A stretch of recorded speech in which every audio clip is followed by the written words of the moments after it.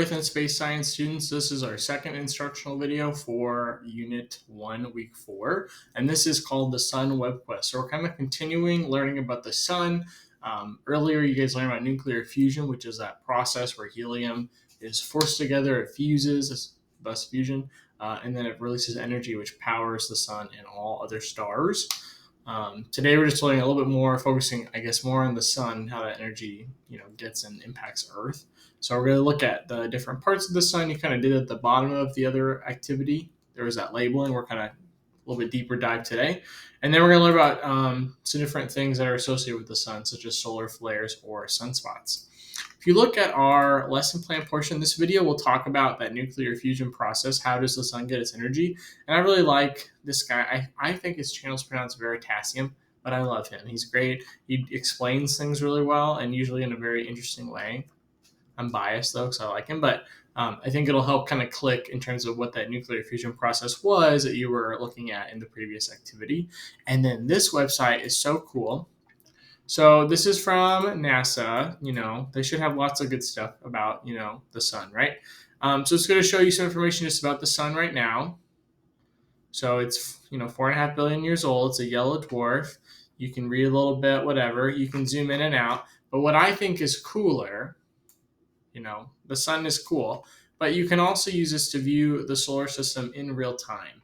And so not only does it show you different planets, but it also shows you different satellites that we have, different instruments. So like the one that I want to focus on is this, it's called the Parker Solar Probe. So this is the satellite that we're using to actually study the sun most, currently.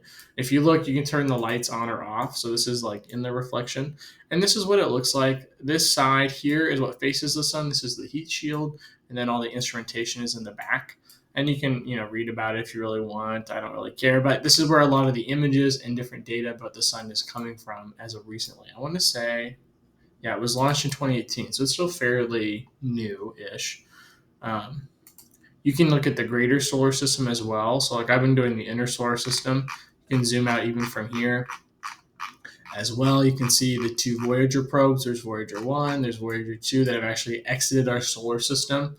I don't know if there's a video on there. I think it's kind of cool also just to see this in 3D. So like all the planets are on like this plane, but you can also see how 3D it is too. I don't know. I just find this, it's a unique perspective and it's kind of a neat website to look at. And again, you can click on any of these. Like if I want to go to Venus, you just double click and then it will zoom into a planetary model of Venus. You can, I don't know what this is. Is this so it's moons maybe? So that's showing its orbit. You can kind of see its perspective here. There's our sun. I don't know, just kind of neat, I would say. It has no moons. Let's find one that does have a moon, just to see if it shows you the moon. Let's go to, where's Jupiter? Say Jupiter has moons. It has 79 moons. So like if I go to the Jovian system, you can see the bigger moons, Io, Europa, Ganymede, and Callisto. There's another one too, Juno. Oh, that's the probe. This is a probe.